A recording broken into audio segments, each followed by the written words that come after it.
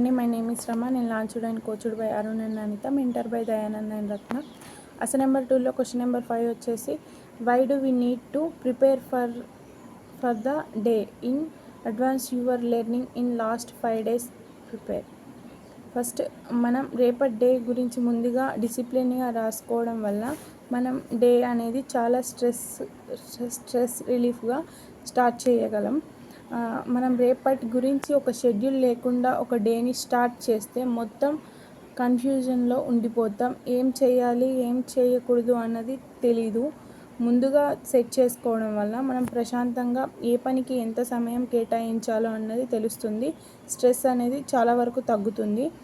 ఏమి చేయాలి అని డిసైడ్ అయినప్పుడు పని అనేది తొందరగా చేయగలుగుతాం అండ్ మనం ప్రొడక్టివ్గా ఉండగలుగుతాం. ముందుగా డే ప్రిపేర్ చేయడం వల్ల ఎలాంటి పనులు మిస్ కాకుండా ఉంటాయి అండ్ ఏ పనులు మిస్ అవుతున్నాయో చూసుకోవచ్చు.